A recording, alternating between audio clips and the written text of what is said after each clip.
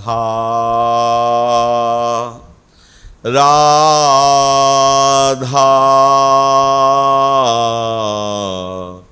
राधा श्री राधा राधा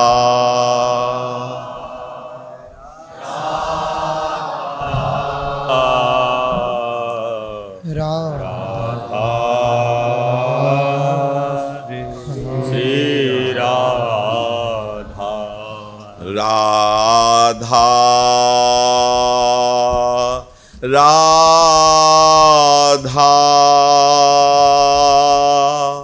राधा श्री राधा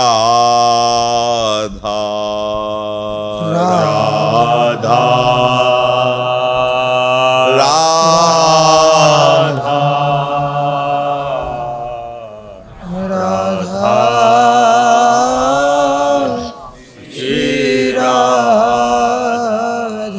सच्चिदानंद रूपाय विश्वोत्पत्त्यादि Hathaway तापत्रय विनाशाय श्री कृष्णाय वयं नुमः। कृष्णाय वासुदेवाय हरे परमात्मने प्रणत क्लेशनाशाय गोविंदाय नमो नमः। रसघन मोहन मूर्तिम विचित्र केलि महोत्सवोल्लसितम राधा चरण विलोडित रुचिर शिखंडम हरिम वंदे। राधा चरण विलोडित रुचिर शिखंडम हरिम वंदे। श्री राधा वल्लभ लाल की। प्रभु की जो लीलाएं हैं श्रवणेन्द्रिय से प्रवेश करके हृदय के समस्त विद्यांधकार का नाश कर देती हैं और विशुद्ध अनुराग प्रकट करती हैं। इसीलिए जिनके अविद्या ज्ञान अंधकार का नाश हो गया है, जिन्होंने जड़ चेतन ग्रंथि का जो भ्रमात्मक बंधन दिखाई दे रहा था उसे छिन्न भिन्न करके पूर्ण रूप से अलग दर्शन कर लिया अपने स्वरूप का। जड़ चेतन ग्रंथि जो भ्रमात्मक बंधी हुई थी उसे छिन्न भिन्न कर दिया। भगवत लीला गुणानुवाद में आसक्ति चित्त महान परमहंसों ने ये अनुभव करके बताया कि ब्रह्म बोध में जो सुख है उससे अनंत गुना सुख प्रभु के लीला चरित्र गायन श्रवण में है।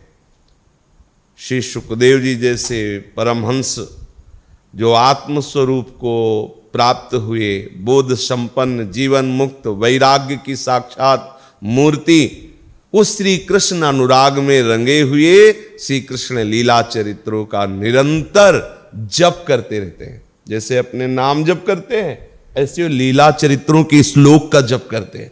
18,000 श्लोक अनवरत चलते रहते हैं श्री सुखदेव जी के हृदय में।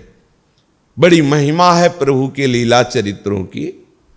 और कभी कोई ऐसा ना सोचे कि श्री कृष्ण लीला चरित्र श्रवण से हम सखियों का क्या संबंध। तो पहली बात, जिनको सखी भाव प्राप्त नहीं वही भी ऐसा कहेंगे। और जो प्राप्त करना चाहते हैं वह या प्राप्त हैं, दोनों के हृदय में प्रश्न नहीं आएगा, क्योंकि सखी भाव की प्रतिष्ठा करने वाले आचार्य हरिवंश चंद्र जी महाराज कह रहे, यद गोविंद कथा सुधा रस हृदय चेतो मया जृंभितम यद्वा तदगुण कीर्तनार्चन विभू साध्य हृदयम प्रापितम। उसमें वर्णन कर रहे भाव यह है कि ये जो गोविंद की लीला कथा का हम वर्णन कर रहे हैं, जो गोविंद का नाम कीर्तन करते हैं, जो प्रीतिपूर्वक गोविंद का अर्चन कर रहे हैं, इसका मुझे जानते हो फल क्या मिलेगा? श्री लाडली जी प्रसन्न हो जाएंगे। गोपेंद्र आत्मज प्रणयनी श्री राधिका तुष्यतु, इसका फल जानते हो क्या मिलेगा? लाडली जी बरस पड़ेंगे। हम सखियां क्या चाहती? लाडली जी को सुख पहुंचे। मन को सर्वतो भावेन प्रभु के लीला गुण चरित्रों में लगा देने से जो विश्राम मिलता है, जो शांति मिलती है, जो आनंद का अनुभव होता है, वो किसी अन्य साधनों में नहीं। इसलिए भगवान शंकर जैसे ज्ञान समुद्र भी पार्वती जी को श्रोता बना लेते हैं और आप लीला कथा गायन में डूबे रहते हैं। कभी कभी समाधि में लीलाओं का चिंतन करते रहते हैं। तो बड़े भाव से लीला श्रवण किया जाए, इसमें कहीं किसी भी तरह का संशय मन में नहीं आना चाहिए कि जैसे कुछ ऐसे भावात्मक हैं कि प्रपंच की घंटों चर्चा हो सकती है, लेकिन श्री कृष्ण चर्चा वो हम सखी हैं। और महाप्रभु के अति स्नेहादुच्चै रपिच हरिनामानि गृणतस, मैं बड़े उच्च स्वर से स्नेह के साथ हरिनाम कीर्तन करूंगा। कृष्ण कृष्ण गोविंद गोविंद गोविंद, बोले निकुंज उपासना कृष्ण कृष्ण बोल रहे हो, गोविंद गोविंद। हरिवंश महाप्रभु कह रहे, जैसी हरिवंश विचार के मनुज देह गुरु चरण गई, सके तो सब पर पंच तज कृष्ण कृष्ण गोविंद गई।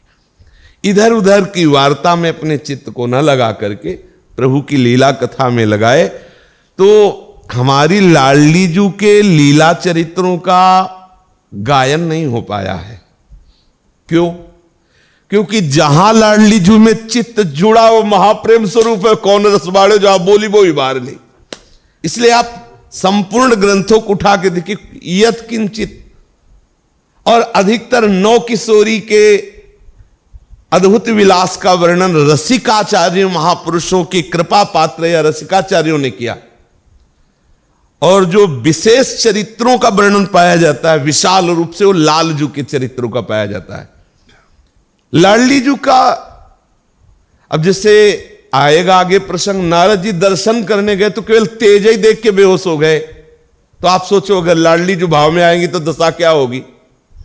अगर लाडली जी भाव में आएंगे तो कौन रस बाढ़ हो, जहां बोली वो भारी बोलना नहीं बन पाएगा। इसीलिए अब जैसे लालजू की चरित्र चल रहा है, सालों चल सकता है, लेकिन लाडली जो आज 15 दिन बाद प्राकट्य उत्सव आपका, उनका बाल लीला, तो लाडली जो कभी माखन चोरी नहीं किए। हमारी लाडली जो कभी बहुत ही सुकुमार गंभीर स्वभाव, महलों में जैसे कहीं वर्णन आता है कि लाडली जो यमुना घाट पे पानी लेने जा रहे हैं, अपने को बर्दाश्त नहीं होता। क्यों नहीं बर्दाश्त होता? बोले पाया जाता है। हाँ, उन महापुरुषों ने ऐसा देखा होगा, अपने तो ऐसा देख ही नहीं पा रहे हैं, और न आचार्यों ने ऐसा कुछ वर्णन किया है। अत्यंत सुकुमारी लाडली जो पलकों पे राखी जाती है वृषभानु जी के यहां, प्रगट लीला में वर्णन कर रहा हूं। वृषभानु जी कौन जानते हो? नंद भी जाके ढोक लगाते हैं वृषभानु जी को। नंद जी स्वयं, गोपराज नंद स्वयं वृषभानु जी के यहां ढोक लगाते हैं जाकर के। उन वृषभानु की लाडली को जल लेने जाना पड़ेगा। अष्ट प्रधान सखियां जैसे श्री अवतरित होती वैसे सखियां प्रकट हो जाती है, और बहुत सी दास दासियां सब सेवा में निरंतर, और जिनके एक अंश से दुर्गा चामुंडा अनंत शक्तियां प्रकाशित होती हैं, वो हमारी लाडली जो जल लेने जाएंगी, विचार करना, दही बेच ले जाएंगी, विचार करना। तो कुछ बाह्य लीलाएं प्रकाशित की गई चित्त को लीला में प्रवेश पाने के लिए, पर हमारी सुकुमारी जहां पान की पीक और काजर की रेख भारी, वहां घड़ा कैसे रख सकती है? कैसे रख सकती है? और ये सब दास दासियां कर क्या रही है? 56 भोग वो छाले और लाडली जो हमारी जल ले जाए। तो बड़ा सुकुमार तत्व हमारी श्री लाडली, जो अत्यंत सुकुमार तत्व, कुछ महापुरुषों ने जो वर्णन किया वो किसी भी तरह चित्त लगा करके और फिर आप लाडली जी तक पहुंचे। तो हमारे लालजू का चरित्र श्रवण ही लाडली जू से प्रीति प्रदान करता है। लाल रंगीलो गाइए ताते प्रीति रंगीली पाइए। प्रसंग चल रहा है कि कंस ने वसुदेव देवकी के चरण पकड़ करके उनको मना लिया और उसको ये पता चल गया कि देवताओं की वाणी झूठ हो गई। आकाशवाणी हुई थी कि 8वां गर्भ पुत्र होगा और वो मारेगा, तो यहां तो पुत्री हुई और वो भी छूट के चली गई और उसने कहा तुम्हारे मारने वाला पैदा हो गया है। वसुदेव जी, जिस समय कंस ने वसुदेव देवकी को कारागार में बंद किया था, उसी समय अपने निज जनों से श्री रोहिणी जी को नंद बाबा बहुत हृदयस्थ मित्र थे श्री वसुदेव जी के, तो वहीं भेज दिया था क्योंकि सुरक्षा के लिए। अब इनको तो जेल में बंद कर दिया, कहीं कोई ऐसा ये क्रूर कर्मी कंस व्यवहार न कर दे। तो बहुत सी पत्नियां सब इधर उधर थी और रोहिणी जी को नंद बाबा के यहां भेजा गया था। जब आद्य शक्ति अंबा को आदेश किया था प्रभु श्री कृष्ण ने कि गर्भ का कर्षण करके और रोहिणी के गर्भ में स्थापित कर दो, मैं स्वयं ज्ञान बल के साथ देवकी के गर्भ से प्रकट हो रहा हूं। जिस दिन गर्भ कर्षण हुआ था उसी के 5वें दिन रोहिणी जी को अनंत अवतार भगवान शेष जी का प्राकट्य उत्सव देखने को मिला। प्रभु गर्भ में वास नहीं करते हैं, प्रभु प्रकट होते हैं। ऐसा केवल आभास होता है कि हमारे गर्भ में गर्भस्थ शिशु है, ऐसा आभास होता है कि वो वहीं प्रकट हो रहे हैं जैसे, लेकिन प्रभु कभी गर्भ में नहीं रहते। वो तो जैसे रामावतार में भी भय प्रगट कृपाला दीन दयाला कौशल्या हितकारी, तो कैसे प्रकट हुए थे? अपने स्वरूप से प्रकट हुए थे। माता पुनि बोली सोमति डोली तजहु तात ये रूपा कीजे शिशु लीला अति प्रिय शिवला सो सुख परम अनुपा। तो उसी समय प्रभु अपने वैभव स्वरूप का त्याग करके सुनि बचन सुजाना रोदन ठाला होय बालक स्वरूपा और ये चरित जिगावे हरिपद पावे ते न परे भव को। उसी समय प्रभु बाल रूप हो जाते हैं। तो रोहिणी जी के गर्भ से शेषावतार भगवान अनंत महिमा युक्त श्री महाभागवत बलराम जी का प्रादुर्भाव हुआ 1 वर्ष पहले। भादो मास शुक्ल पक्ष षष्ठी तिथि स्वाति नक्षत्र बुधवार दिन के 12 बजे तुला लगन में रोहिणी जी के गर्भ से भगवान बलराम जी का प्रादुर्भाव हुआ। पर यह सुख भी वसुदेव जी न सुन पाए न देख पाए क्योंकि जेल में है ना।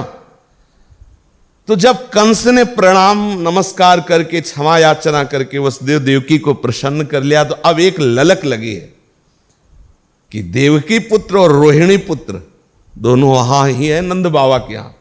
कैसे सूचना मिले? अगर मैं जाता हूं तो इसके सीआईडी बता देंगे कि ये नंद बाबा के यहां गए और बड़ा अनर्थ हो जाएगा। अगर किसी से भी चर्चा करता हूं तो अनर्थ हो जाएगा। अब अंदर ही अंदर वो कि मेरे रोहिणी नंदन और देवकी नंदन की सूचना कैसे मिले कि कैसे है। और इधर बाबा के यहां तो उत्सव चल ही रहा है। संपूर्ण ब्रज 84 कोस के सब ब्रजवासी जन सुंदर सुंदर भेंट लेकर के बाबा, और जिस दिन प्रभु का प्रादुर्भाव हुआ 8 सिद्धियां 9 निधियां बड़े बड़े योगींद्र मुनींद्र सब आकर के गोकुल में वास करने लगे, क्योंकि समस्त वैभव के स्वामी प्रभु जहां आए हैं तो वहां सब परिकर तो आ ही जाएगा। नंद बाबा स्वभाव से ही परम उदार परम मनस्वी, जो गोपगण जो संत जन ब्राह्मण जन आए सबको जिनकी जो मनोवांछित वस्तुएं आकांक्षा की सब बाबा ने दिए। गर्ग संहिता में तो ऐसा वर्णन है कि कुछ भिखारी लोग जो बाबा के यहां से जा रहे थे तो उनमें परिचय वाले थे उनके रास्ते में, तो उन्होंने देखा और उनका महाराज मेरे को भी कुछ मिल जाए। जब गौर से देखा तो बोले तो हमारी ही पंगति के हैं। तब कहे तो राजे महाराजे के ठाठ बाट से जा रहे, तो बोले नंद बाबा ने बधाई में दिया है। गर्ग संहिता में वर्णन आया है कि भिखारियों को इतनी बधाई मिली मानो कोई चक्रवर्ती राजा हो, इतना जहां वैभव संपन्न प्रभु पधार रहे हैं। आश्चर्यमय है प्रभु, सर्वाश्चर्यमय है, अनंत आश्चर्यमय है। मतलब किसी की सामर्थ्य नहीं है कि प्रभु की कोई थाह पाले कि प्रभु है क्या। वेद भी नेति नेति करके वर्णन करते हैं। तो बाबा के यहां रिद्धियां सिद्धियां मूर्तिमान होके थी। अगर वो 100 किलो स्वर्ण दान कर रहे हैं तो 1000 किलो आ गया है। अगर लाखों रत्न दान कर रहे हैं तो करोड़ों तैयार हो गए। वहां लाना नहीं है, भंडार दुगुना चौगुना भर रहा है, क्योंकि प्रभु विराज और बाबा लुटाए जा रहे हैं। कितना आनंदवर्धन। खूब आभूषण वस्त्र और भोग सामग्रियां गौवे ये लाला के प्राकट्य उत्सव में नंद बाबा ने दान की। सूत मागध बंदीजन नृत्यवादी आदि विद्याओं से अपना जीवन निर्वाह करने वाले और दूसरे गुणीजन भी बाबा के यहां मुंह मांगी वस्तुएं पा रहे थे।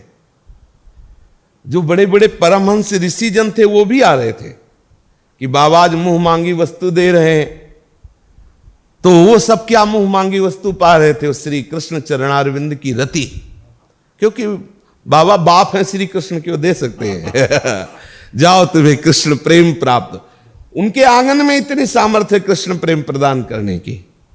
नंद यशोदा के आंगन में इतनी सामर्थ्य है, जैसे अपने लोग मंदिर में जाके माथा अर्पित करते हैं, प्रणाम करते हैं, वहां की रज लगाते हैं, ऐसे ब्रह्मा शंकर सनकादि नंद बाबा की डेहरी की पूजा करते हैं, नंद बाबा के आंगन की रज लगाते हैं, नंद बाबा के आंगन में लौटते हैं। क्यों? क्योंकि अखिल सौंदर्य माधुर्य निधि प्रभु वहां प्रकट हुए हैं और वहां के लौटने से, वहां की रज लगने से, वहां प्रणाम करने से श्री कृष्ण प्रेम की प्राप्ति होती है। कहां? यहीं जहां अपने लोग बैठे हैं।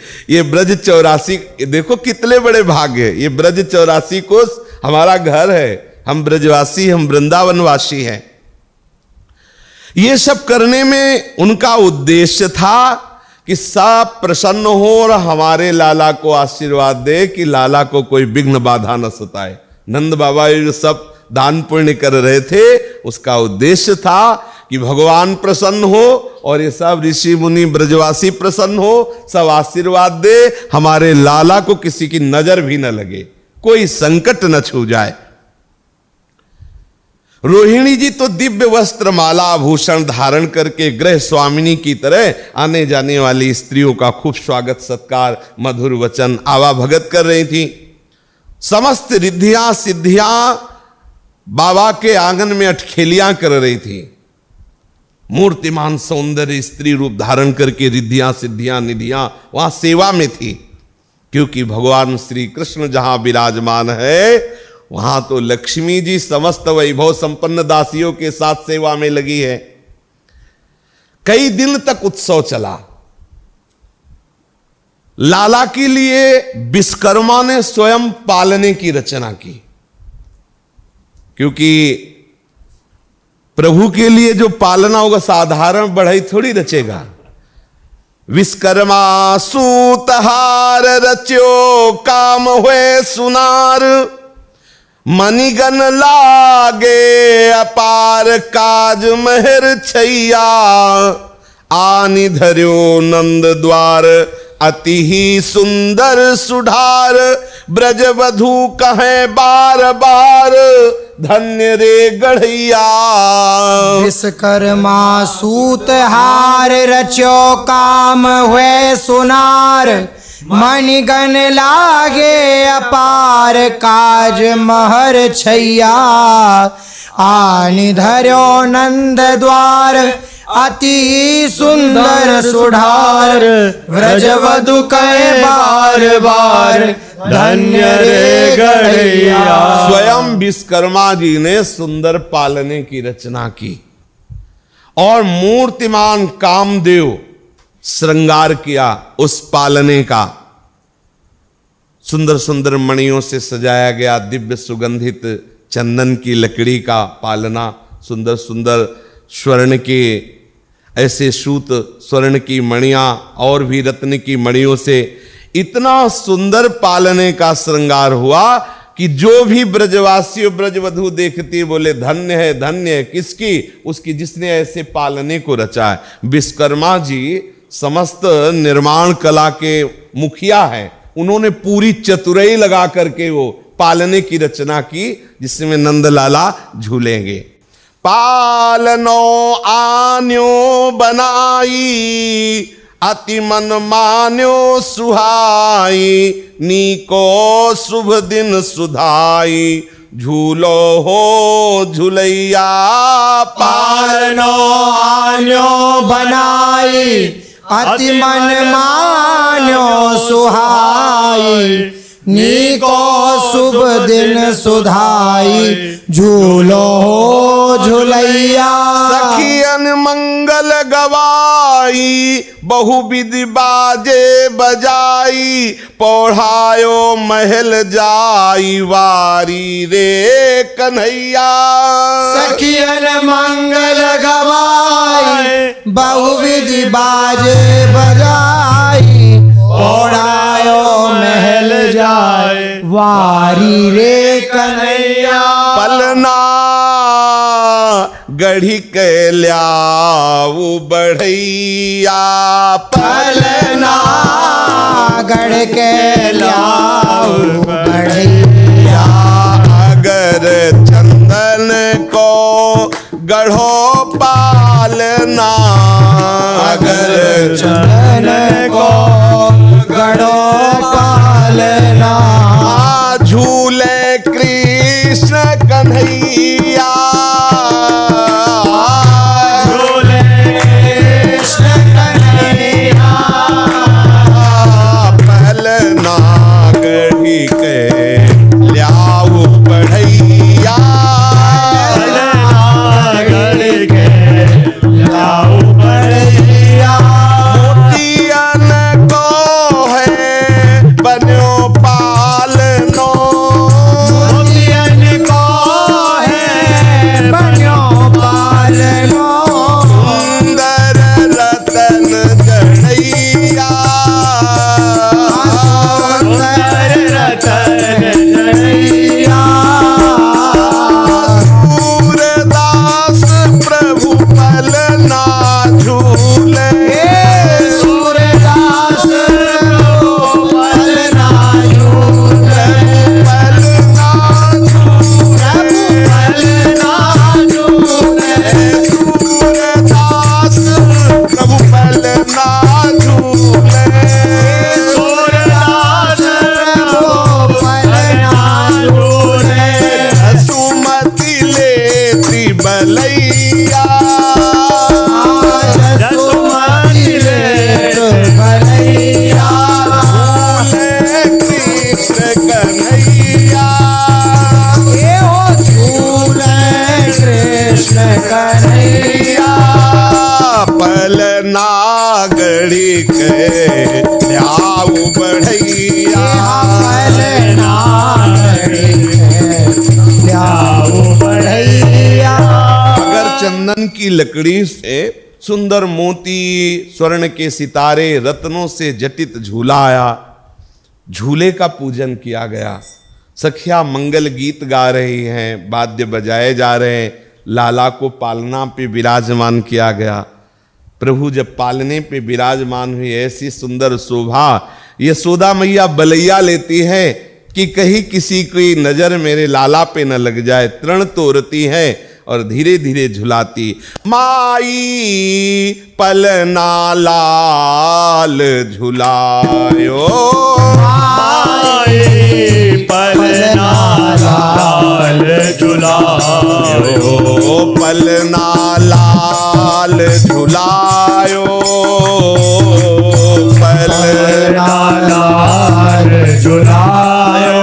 माई पलना लाल झुलायो, माई पलना लाल झुलायो। इस समय लालजू को पलने में विराजमान करके यशोदा मैया झुला रहे, तो सुर नर मुनि को ठीक देती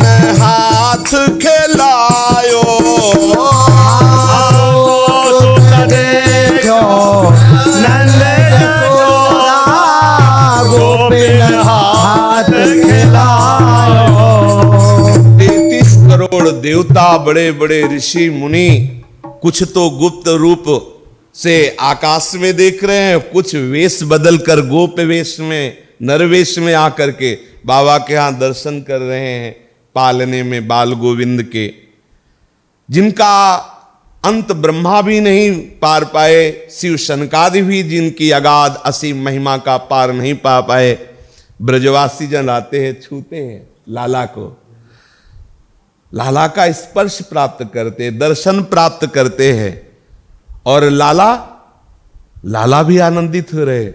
छोटे से बाल गोविंद नाचने लगते हैं जब ब्रजवासी छूते ना, किलकारी करते हैं। ये सुख ब्रह्मादि के सौभाग्य मिले, इसीलिए तो ये देश जो है ना, ये महामहिमा से युक्त। सोचो, ध्येयम सदा परिभवग्नम अभीष्ट दोहम तीर्थास्पदम शिव विरंच नुतम शरण्यम। ब्रजवासी आते हैं ऐसे गाल लोचते लाल जी के, और किलकारी मारते हैं ऐसे ऐसे, नाचत हंसत करत किलकारी, मन अभिलाष बढ़ायो। नाचत हंसत करत किलकारी, मन अभिलाष बढ़ायो। सूरदास भगतन हित कारण,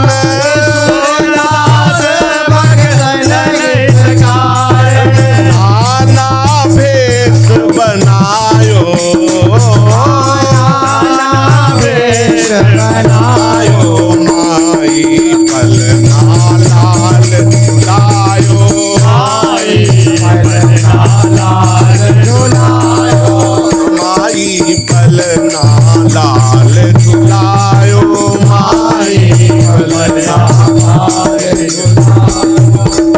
जो भी लाला के दर्शन करने आता है, क्योंकि लाला आनंद है ना, मूर्तिमान आनंद, तो आनंद में नाचने गाने का मन होता है, सब नाचने लगते हो। ब्रजों का नृत्य त्रिभुवन से निराला है। जो ब्रजवासियों का नृत्य है ना, वो अलग ही उनका नृत्य है। जो ब्रजवासी ब्रज गोपी आती है लाला के दर, और लाला भी पालने में है, और उनकी तरफ जिनकी तरफ लाला देख ले, किलकारी मारे, मुस्कुरा दे, और लाला भी छोटे छोटे कर कमल चरण कमल मानो नृत्य कर रहे, अपार आनंद बरस रहा है।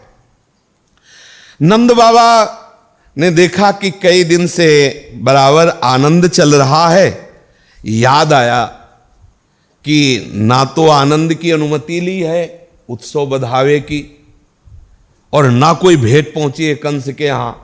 ऐसा ना हो कि मतलब कोई क्रूर कर्मा है, कोई विघ्न डाल दे। तो गोकुल की रक्षा का भार और ब्रजवासियों पर सौंप करके स्वयं भेंट लेकर विशेष कर देने के लिए कंस के यहाँ बाबा, वैसे भी कर देना ही पड़ता था, लेकिन लाला हुआ और आनंद उत्सव कई दिन से मन रहा है, तो ऐसा लगा कि कंस की याद इसलिए आई कि वो क्रूर कर्मा है, ऐसा ना हो कि कोई विघ्न डाल दे। मथुरा गए और कंस को कर दिया। जब ये सूचना वसुदेव जी को मिली कि नंद बाबा परिकर सहित आए और कंस को कर चुका, अब बड़ा बढ़िया अवसर है रोहिणी नंदन और देवकी नंदन की खबर मिलने का। अब श्री वसुदेव जी आनंद में भर करके नंद जी जहां एकांत में रुके हुए थे वहां पहुंचे। नंद जी ने जो देखा वसुदेव जी आ रहे, उठकर खड़े हुए, मानो मृतक शरीर में प्राण आ गए, क्योंकि बहुत प्यार था वसुदेव जी का और नंद बाबा का। बड़े प्रेम से मिले। वसुदेव जी ने नंद बाबा का हाथ पकड़ा। कैसा सुख मिल रहा होगा उस समय वसुदेव जी को, क्योंकि वैसे भी मित्र और खास बातें हैं कि प्राण वल्लभ को जिस दिन से छोड़ के आए कोई सूचना नहीं मिली, और 1 वर्ष पहले श्री भगवान शंकरषण जो प्रकट हुए थे रोहिणी नंदन के रूप में, उनकी भी कोई खबर नहीं मिली। कैसा सौभाग्य नंद बाबा का है कि ये लाभ नंद बाबा को मिल रहा है। बड़े आनंद का विषय है कि आज हम लोगों का मिलना हुआ, ऐसा वसुदेव जी बोले। अपने प्रेमी जनों का मिलना बड़ा दुर्लभ है, वसुदेव जी ने कहा। यह संसार का चक्र बड़ा विचित्र है कि जिनसे हम कभी बिछुड़ना नहीं चाहते उनसे दूर रहना पड़ता है, और जिनका मुख कभी नहीं देखला वो समीप रहते। मालूम, लाला जिनसे कभी बिछड़ना नहीं चाहते थे उनको दूर छोड़ना पड़ा, जिसका कभी मुख देख लें, कंस के यहां पास ही तो है कंस। संसार का बड़ा विचित्र चक्र है। अपने प्रेमी जनों का मिलना ऐसा लगता है मानो पुनर्जन्म हुआ हो। जैसे नदी के प्रबल प्रवाह में बहते हुए बेड़े और तिनके सदा एक साथ नहीं रह सकते, वैसे ही संसार का चक्र है कि जिनसे हम प्यार करते हैं, जो हमारे सगे संबंधी हैं, बराबर हम उनके साथ नहीं रह सकते हैं। यद्यपि ये किसी को अच्छा नहीं लगता, पर इस संसार का चक्र ही ऐसा है कि अपने प्रियजन, अपने प्रेमीजन हमारे पास सदैव रहे। ये जो हमारी इच्छा है ये पूर्ण नहीं होगी, पक्का समझ लो, पूर्ण नहीं होगी। ये बिछुड़न की लीला चलती रहेगी। वसुदेव जी ने कहा, कैसे हो आप सब? महावन में भाई बंधुओं स्वजनों के सहित सब आप ठीक हो ना? गौओं के लिए घास लता पत्र आदि जल आदि, आपको किसी को कोई रोग तो नहीं? सब सुव्यवस्थित है, सब आनंदित है? नंद बाबा ने कहा, सब भगवान नारायण की श्री हरि की कृपा है और आप जैसे प्यारे मित्रों का शुभ चिंतन है, जिससे हमारे किसी भी तरह का क्लेश नहीं है। वसुदेव जी को सूचना मिली थी कि जिस दिन से कंस आपको मना करके अलग हुआ, उस दिन से वो इसी चिंतन में है कि मेरे मारने वाला ब्रज में कहीं पैदा हो गया है। उसने मंत्रियों से सलाह की है। मंत्रियों ने ये प्रस्ताव रखा है कि ब्रज 84 कोस में 10 दिन के अंतर्गत जितने बालक है सब मार दिए जाएं, और ये प्रस्ताव पास हो चुका है। और गोकुल महावन क्षेत्र के मारने का ठेका पूतना को दे दिया गया है। वसुदेव जी को सब, क्योंकि राजघराने से है तो सब पूरी सूचना मिलती थी।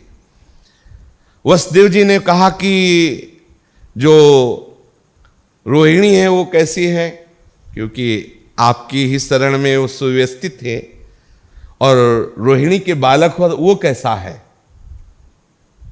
उसका लालन पालन आप और यशोदा कर रहे हैं, वो तो आपको ही माता पिता मानता होगा। बलराम जी के लिए संबोधन कर रहे हैं। मनुष्य के लिए वे ही धर्म अर्थ और काम शास्त्र विहित हैं जिनसे स्वजनों को सुख मिले।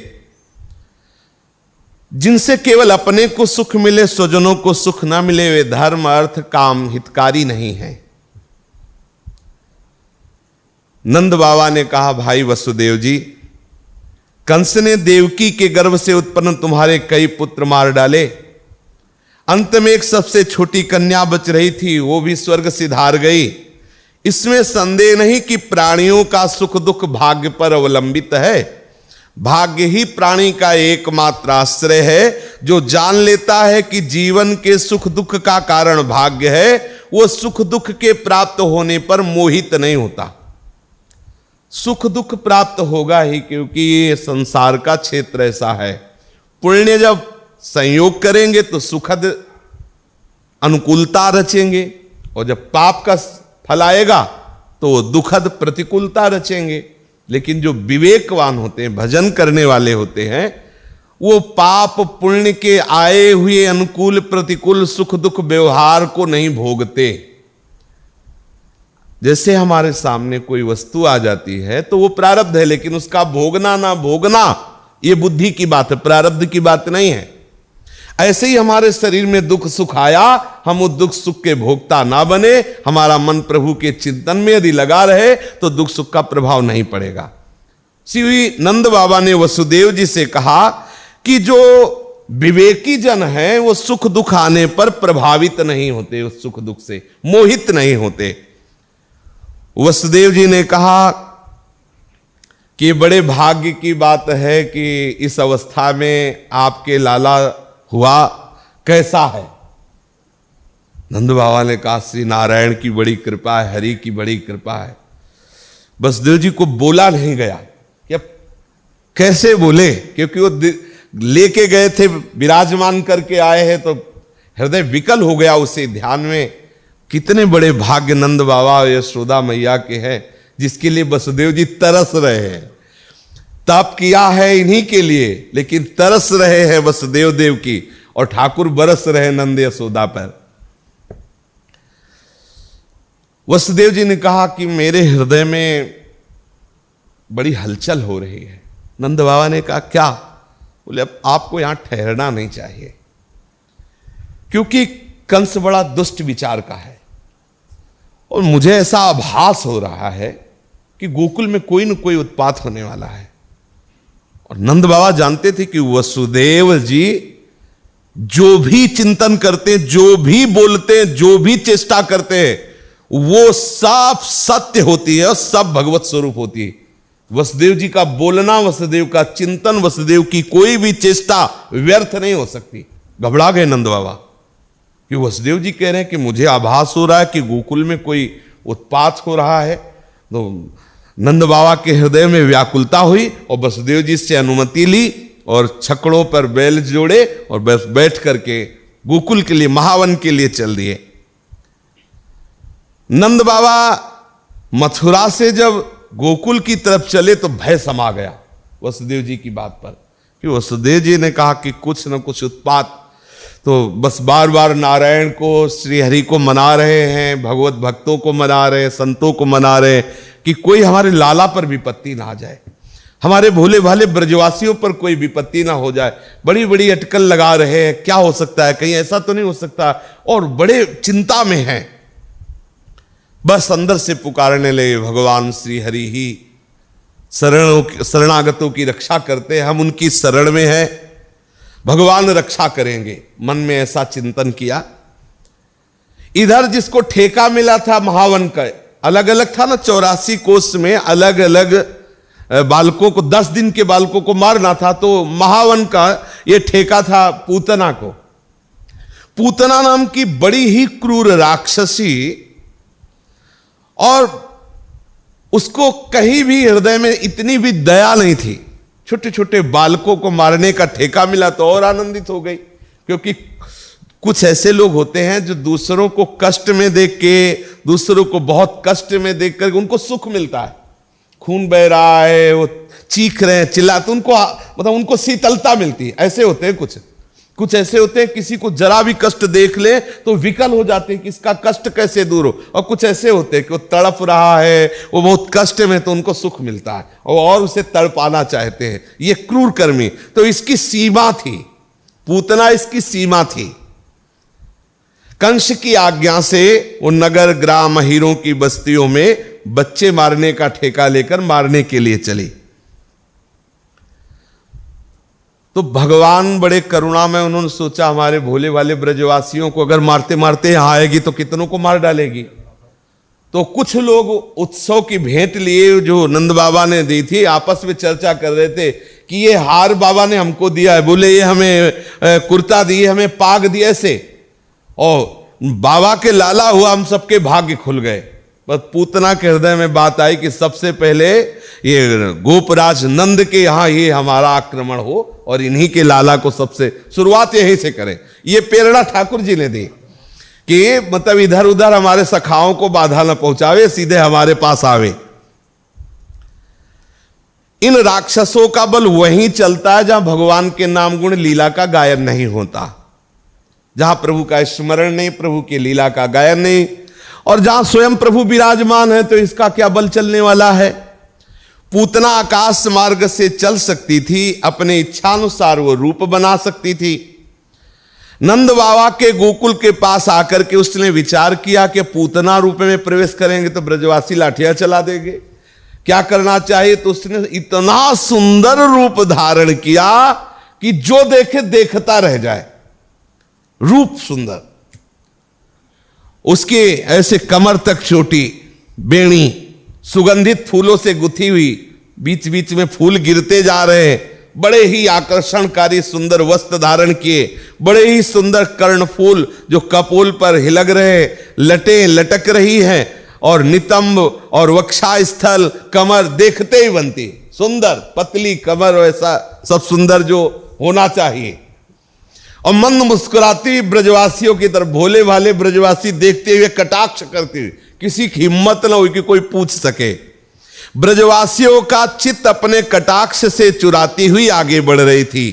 वल्ग स्मितापांग विसर्ग वीक्षितैर मनोहरंतीं वनितां ब्रजौकशाम अमंसतां भोज करेण रूपिणीं गोप्यः श्रियं द्रष्टुमिवागतां पतिम।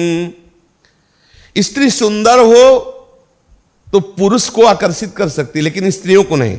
लेकिन यहां इसने ऐसा सुंदर रूप धारण किया कि गोपी गोप ग्वाल सब आकर्षित हो रहे, इतनी सुंदर है। कुछ गोपियां तो ऐसा निश्चय मान लिया कि साक्षात श्री हरि प्रिया लक्ष्मी जी पधारी है, नारायण प्रिया लक्ष्मी जी साक्षात पधारी है नंद बाबा के लाला के दर्शन करने के लिए। पूतना तो बालकों के लिए ग्रह के समान थी, वो नंद बाबा के घर में सीधे घुसी और प्रभु को अभी अभी पालने में शयन कराया है मैया ने। भगवान श्री कृष्ण तो कालों के भी महाकाल हैं। जैसे आग राख की ढेरी में अपने को छिपाए हुए है, ऐसे अपने महान प्रचंड बल और तेज को छिपाए हुए अखिल लोकों का स्वामी बालक बना पालने में झूल रहा है। ये बात पूतना को तो पता है नहीं। भगवान श्री कृष्ण चराचर सभी प्राणियों की आत्मा है, उनको जानने में देर थोड़ी लगी। भगवान को कोई ध्यान थोड़ी करना पड़ता है, और सबको ध्यान करना पड़ता है, सिर्फ प्रभु को छोड़ करके। यहां तक कि भगवान शंकर को भी ध्यान करना पड़ता है, सीधे देखने के लिए नहीं, उनको भी ध्यान करना पड़ता है। जैसे सती जी से पूछा कि हमने बार बार समझाया, आप मानी नहीं, हमारे प्रभु की परीक्षा लेने गई। क्या परीक्षा ली?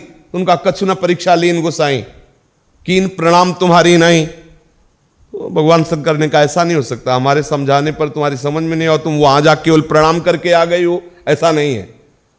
तब देखो शंकर धरि ध्याना सती सुचरित कीन सब जाना। लेकिन जब सीता रूप धारण करके भगवान श्री राम के सामने जाती है तो भगवान श्री राम ध्यान नहीं करते। देखते ही कहा कहो बहोरी कहां वृक्ष केतु, विपिन अकेल फिरो के हेतु, वृषभध्वज भगवान शंकर को छोड़कर तुम अकेले कहां घूम रही हो। और पुकार रहे थे हे खग हे मृग हे मधुकर श्रेणी तुम देखी सीता मृग नहीं। सोचा हम सीता बनकर के लताओं से जो ही निकलेंगे कहेंगे हाँ सीता मिल गई, गले लगा लेंगे, ऐसा नहीं हुआ। देखते ही कहा वृषभध्वज भगवान शिव जिनकी ध्वजा में धर्म विराजमान है, ऐसे धर्मध्वज भगवान शिव को छोड़कर तुम अकेले कहां घूम रहे हो। ध्यान नहीं धरना पड़ा, देखते ही कहा दशरथ नंदन राम तुम्हें प्रणाम करता है। प्रणाम करने की पद्धति पहले यही थी कि अपने पिता का नाम लेकर के ही अपना नाम कहा जाता था। दशरथ नंदन राम तुम्हें हे मां प्रणाम करता है। तो भगवान शिव के बिना कहां घबरा गए, तो भगवान राम को ध्यान नहीं धरना पड़ा। तो यहां जैसे प्रभु है तो प्रभु को ध्यान तो सीधे चल रही, वर्तमान भूत भविष्य हमारे लिए, प्रभु के लिए नहीं। वहां तो सब प्रभु जान गए कि पूतना आई है। भगवान ने पूतना को जे ही देखा तो अपने नेत्र बंद कर लिए। इसलिए प्रभु ने नेत्र बंद कर लिए कि ये पूतना अविद्या है और मेरी दृष्टि जे ही इसकी दृष्टि में मिलेगी अविद्या नष्ट हो जाएगी। इसलिए भगवान सोचे कि ये जो लीला होनी है ये लीला नहीं हो पाएगी, इसलिए नेत्र बंद कर लिए। और प्रभु ने कि ये अपना स्तन मेरे मुख में डालेगी, काम तो माता वाला करेगी और हमें काम पुत्र वाला करना नहीं है, हमें मारना है इसे, इसलिए आंख नहीं मिलाएंगे इससे, क्योंकि आंख मिलाने में कहीं दया ना आ जाए, इसको बख्शना नहीं है। प्रभु ऐसे तो बख्श भी देते लेकिन उसका ठेका है, अगर यहां से छूटेगी तो और बालकों को मारेगी। और प्रभु की लीला में जो सखाजन प्रकट हुए उनको दुख ना पहुंचे, इसलिए इसको मारना ही निश्चित है। और जिससे मारना है, जिसे कहीं दया ना आ जाए, आंख मिलाने पे दया आ सकती है। और प्रभु ने आंख बंद करके विचार किया किसने कौन सा ऐसा पुण्य किया कि ये मेरे हाथ से मरेगी।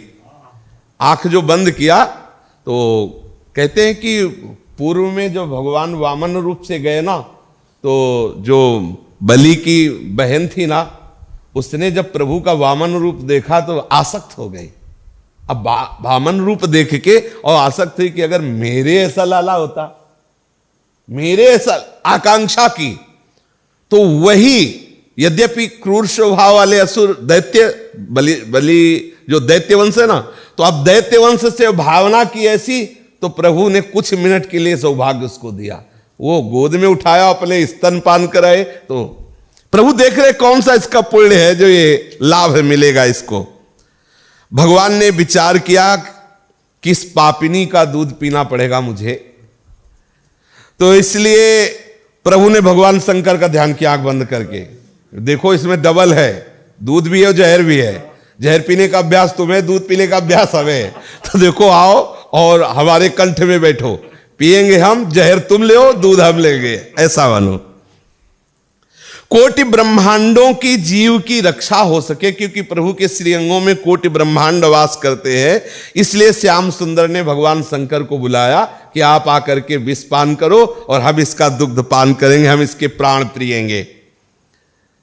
श्री कृष्ण ने विचार किया कि गोकुल में ये सोचकर आया था कि माखन मिश्री मिलेगा, छठी का दिन है तो आनंद का अवसर था, माखन मिश्री चटाई जाती, लेकिन ये आकर के विष चटाएगी, इसलिए भगवान ने आंख बंद कर ली कि अब इसे क्षमा तो करना ही नहीं है।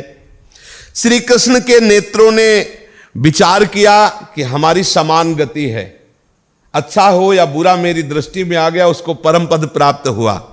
इसलिए दोनों चंद्र मार्ग और सूर्य मार्ग, दोनों मार्ग बंद करके परम पद का रास्ता खोलने के लिए दोनों नेत्र बंद कर लिए, क्योंकि उत्तरायण और दक्षिणायन दो मार्ग होते हो, जो मेरी दृष्टि में आ जाता है इन दोनों मार्गों से हटकर वो परम पद का अनुरागी होता है। प्रभु ने अपनी आंखें बंद कर ली। अब पूतना ने देखा कि पालने में बालक सोया हुआ है, तो जैसे कोई सोए हुए सांप को रस्सी समझकर उठा ले, ऐसे महाकाल प्रचंड तेजवान भगवान श्री कृष्ण को जो बाल रूप में पूतना ने मारने की नियत से गोद में उठा लिया।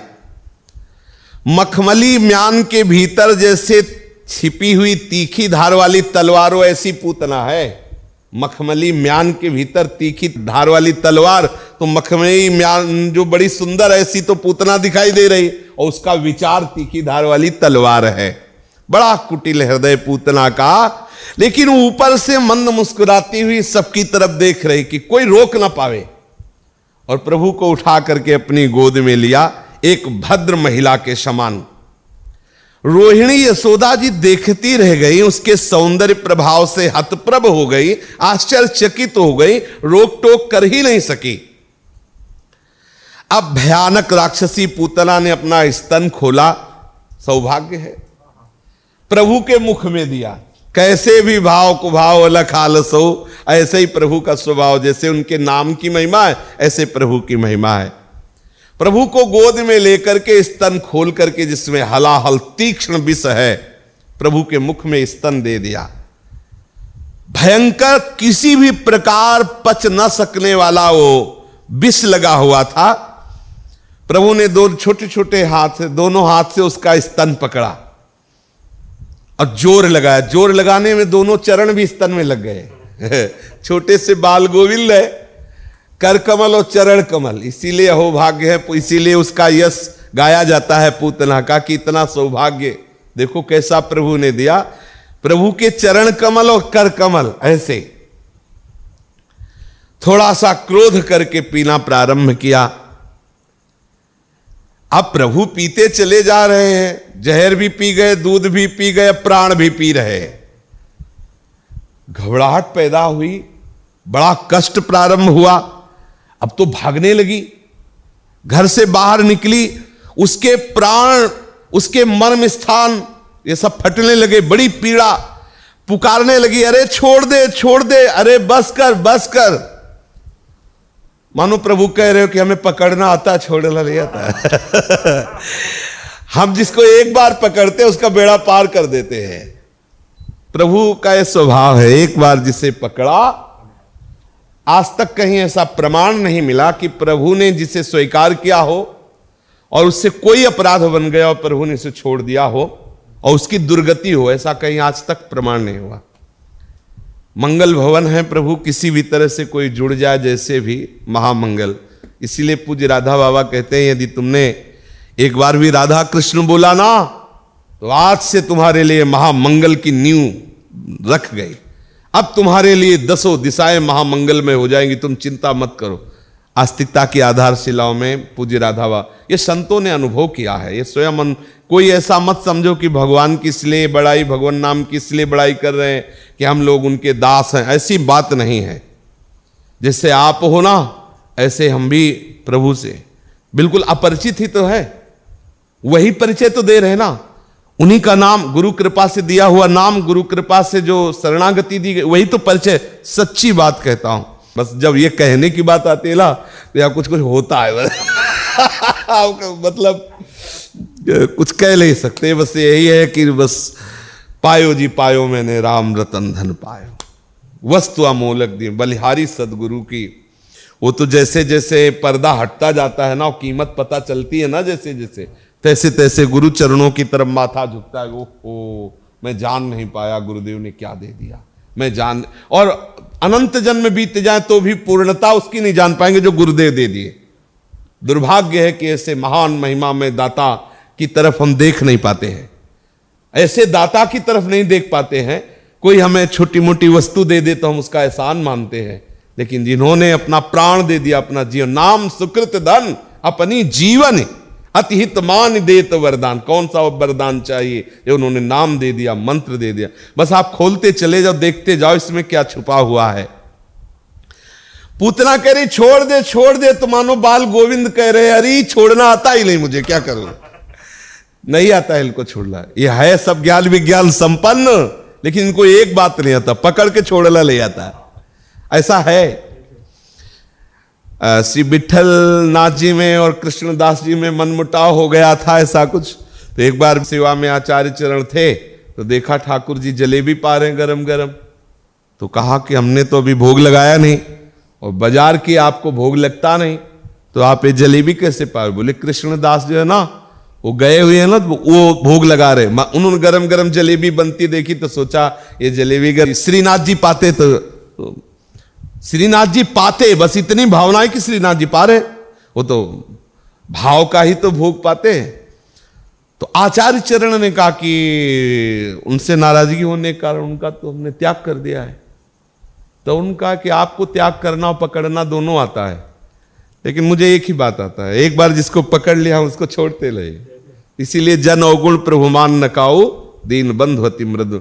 फिर यहां एक नई बात आ जाती है कि प्रभु के समान सिर्फ प्रभु ही है, दूसरा कोई नहीं है। उमा राम सम हित जगमाही, गुरु पितुमातु बंधु को इनके साथ है यही सब रूपों में, पर इनके समान सिर्फ यही है। जैसे मान लो अब हमारे द्वारा बहुत गलतियां होने लगे और गुरु मर्यादा के विरुद्ध आचरण हो जाए, बहुत ही बुरे आचरण होने लगे, तो सुधार के लिए या कैसे गुरु कहेगा जाओ हम तुम्हारा त्याग करते हैं। लेकिन इनके मुख से कभी ये सुनने को नहीं मिला, कहीं भी ऐसा सुनने को नहीं मिला। चाहे अवगुण करे समुद्र सम, समुद्र के समान अपराध कर दे, तो ये नहीं कि जाओ हम तुम्हारा, ऐसा इनके पास शब्द नहीं है ये। तो इसीलिए संत आचार्य गुरुजन क्या करते हैं कि जिसे शरणागत करते हैं सीधे इनको सौंपते हैं, क्योंकि हमसे तो हो सकता है कि कल हम आपके विपरीत हो जाए, लेकिन ये नहीं होने वाले। इसीलिए इन्हीं का स्वरूप आचार्य गुरु को स्वरूप ही है, पर अंदर से आपको हृदय की बात कह रहा हूं, यदि इनसे आसक्ति नहीं करोगे, इनके नाम से आसक्ति नहीं करोगे, तो आप इष्ट गुरु का निर्वाह नहीं कर सकते। अगर आपके हृदय में इष्ट गुरु का निर्वाह करने की सामर्थ्य आएगी, तो इनके नाम से आएगी, इनकी सेवा से आएगी, इनकी लीला गायन से आएगी, इनके रूप के चिंतन से आएगी। यही सामर्थ्य देते हैं नहीं, क्योंकि प्रगट व्यवहार में गुरु के द्वारा ऐसा देखा गया, ऐसा भी है, आगे भी ऐसा हो सकता है कि आप उनके सिद्धांत के, उनके इष्ट विचार के खिलाफ चलेंगे तो आपको त्याग सकते हैं, वो त्याग सकते, लेकिन इष्ट नहीं त्याग सकते। प्रभु का स्वभाव नहीं त्याग देना। पुतना चिल्ला रही, अरे छोड़ दे अब बस कर। प्रभु और जोर से पकड़ रहे कि ले हमने जिसे एक बार पकड़, तभी तो कह रहे कम वा दयालु सरलम ब्रजामा, ऐसा दयालु कौन है? वो कह रही छोड़ दे, और विष पिलाने आई, मारने आई, लेकिन प्रभु कह रहे हैं हमारा स्वभाव नहीं, तो छोड़ा नहीं प्रभु ने, उसके स्वरूप को अपने में लीन कर लिया। फिर वो स्थूल शरीर छूट गया, पूतना को तो ले लिया।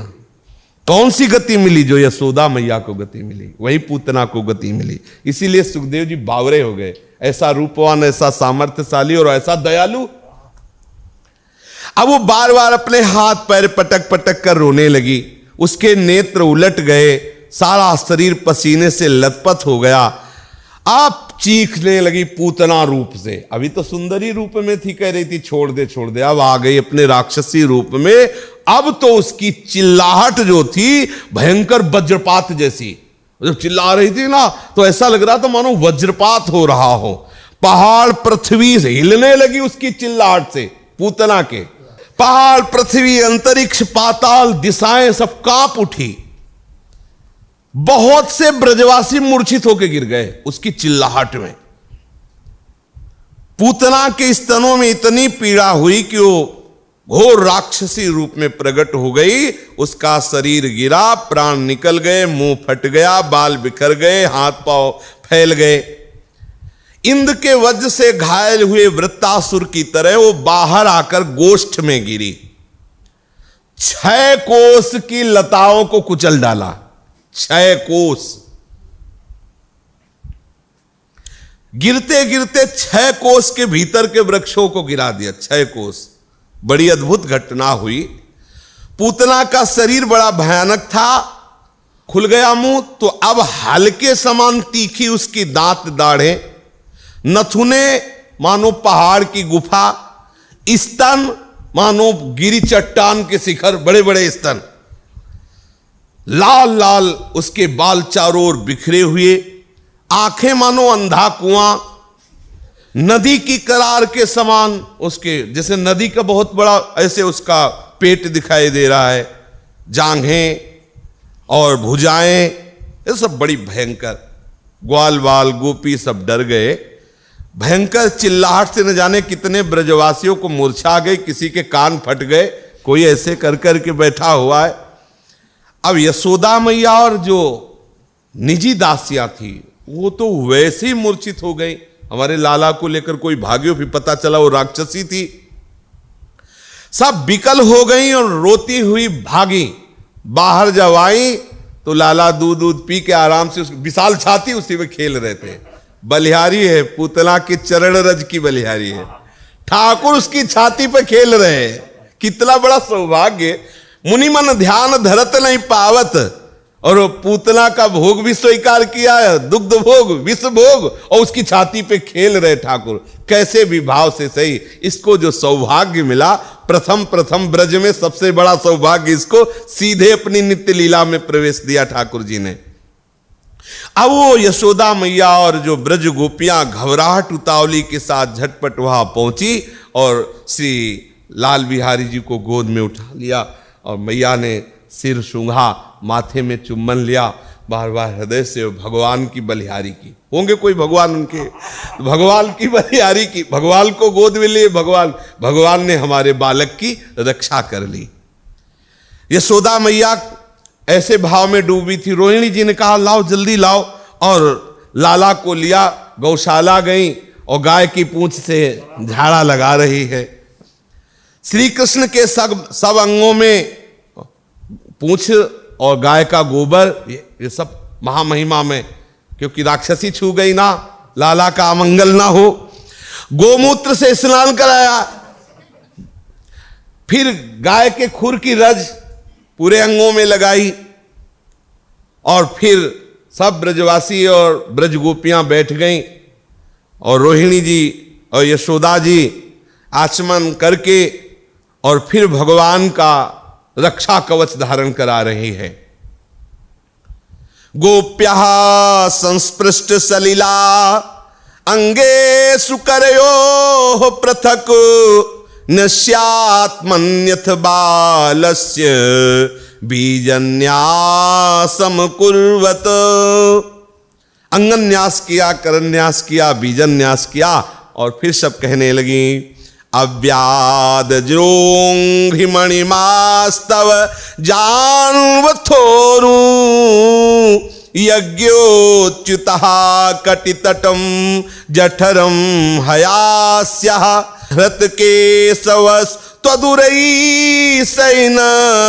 कंठम विष्णुर्भुजं मुख मुरुक्रम ईश्वरः कं चक्रग्रतः सह गदो हरिरस्तु पश्चात् त्वत्पार्श्वयोर्धनुरसी मधुहाजनश्च कोणेषु शंख उरुगाय उपरि युपेन्द्रस्तार्क्ष्यः क्षितौ हलधरः पुरुषः समन्तात् इन्द्रियाणि हृषीकेशः प्राणान्नारायणोऽवतु श्वेतदीपपतिश्चित्तं मनो योगेश्वरोऽवतु प्रश्निगर्भस्तु ते बुद्धि मात्मानं भगवान् परः क्रीडन्तं पातु गोविन्दः शयानं पातु माधवः। वो प्रभु को रक्षा कवच धारण करा रही है। अजन्मा भगवान तेरे पैरों की रक्षा करे, मणिमान घुटनों की, यज्ञ पुरुष जांघों की, अच्युत भगवान कमर की, हयग्रीव पेट की, केशव हृदय की, ईश वक्षा स्थल की, सूर्य कंठ की, विष्णु बाहों की, उरुक्रम मुख की और ईश्वर तेरे सिर की रक्षा करे। चक्रधर भगवान रक्षा के लिए तेरे आगे रहे और पता नहीं कि यही है। गदाधारी श्री हरि पीछे रक्षा करें। धनुष खड्ग और धारण करने वाले भगवान मधुसूदन और भगवान अजन दोनों बगल में रक्षा करें। शंखधारी उरुगाय चारों कोनों में रक्षा करें। उपेंद्र ऊपर, उपेंद्र वामन ऊपर रक्षा करें। हलधर पृथ्वी पर और भगवान परम पुरुष तेरी सब ओर से रक्षा करें। ऋषिकेश भगवान इंद्रियों की, नारायण भगवान प्राणों की तेरी रक्षा करे। श्वेत द्वीप के अधिपति चित्त की, योगेश्वर भगवान मन की, प्रश्नी गर्भ तेरी बुद्धि की और परमात्मा भगवान तेरे अहंकार की रक्षा करे। खेलते समय गोविंद भगवान रक्षा करे, सोते समय माधव भगवान रक्षा करे। माधव भगवान सोते समय इससे ये पता चलता है कि भगवान की भी रक्षा भगवान का नाम करता है। तो भगवान के दासों की रक्षा कर ले, कौन से आश्चर्य की बात है। भगवान का नाम भगवान की भी रक्षा करता है। गोपी जन भगवान के नाम से भगवान के रक्षा कवच कर रही है। चलते समय भगवान वैकुंठनाथ, बैठते समय भगवान श्रीपति तेरी रक्षा करे। भोजन के समय समस्त ग्रहों को भयभीत करने वाले यज्ञ भुक्ता भगवान तेरी रक्षा करें। डाकिनी, राक्षसी, कुष्मांडा आदि बालग्रह, भूत प्रेत, पिशाच, यक्ष, राक्षस, विनायक, कोटरा, रेवती, ज्येष्ठा, पूतना, मातृका आदि शरीर, प्राण और इंद्रियों का नाश करने वाले उन्माद, पागलपन एवं अपस्मार, मृगी आदि रोग, स्वप्न में देखे हुए महान उत्पात, वृद्धगय, बालग्रह, ये सब अनिष्ट भगवान विष्णु नष्ट कर दे और उनका नामोच्चार तुम्हारी रक्षा करे। श्री गोपी जनों ने ऐसा भगवान को गोद में लिए ऐसा रक्षा कर रही है। शेष चर्चा आगे। श्री राधा वल्लभ लाल की। राधा राधा राधा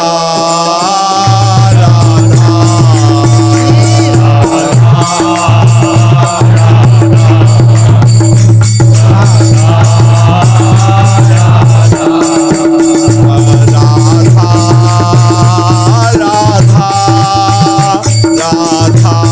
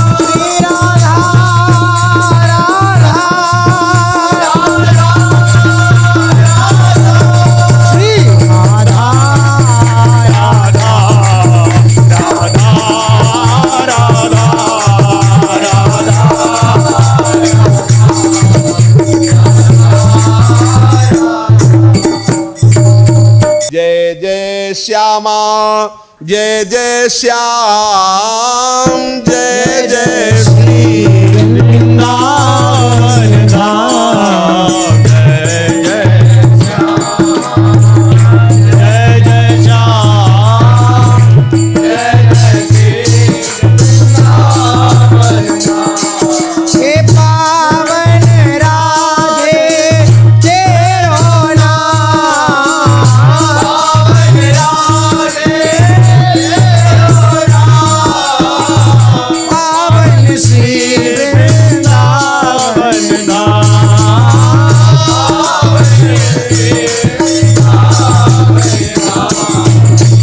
जय जय श्यामा जय जय श्याम जय जय श्री वृंदावन धाम जय जय श्यामा जय जय श्याम जय जय श्री आए जोड़ी अविचल अभिराम जोड़ी अविचल अभिराम हृदय विराज हूँ आठों याम हृदय विराज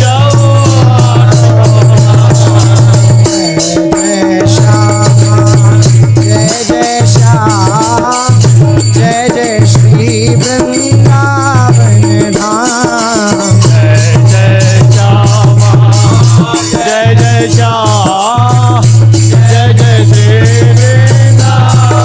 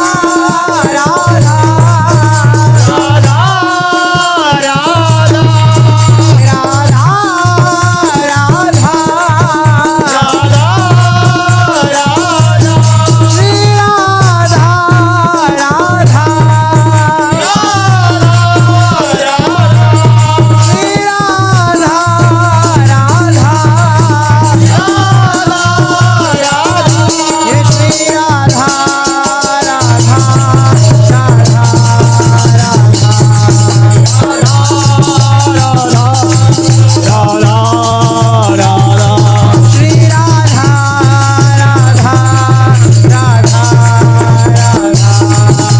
राधा राधा जय जय श्री नवनिवृत्त कुंज विलासी श्वेत राधा वल्लभ लाल की जय महाप्रभु श्री हरिवंश चंद्र जी महाराज की श्री हित सेवक जी महाराज की जय समस्त सहचरी वृंद की जय श्री वृंदावन धाम की जय श्री यमुना रस रानी की जय समस्त संत हरि भक्तन की जय श्री सद्गुरुदेव भगवान की जय जय जय श्री राधे श्याम जय जय श्री राधे श्याम जय जय श्री राधे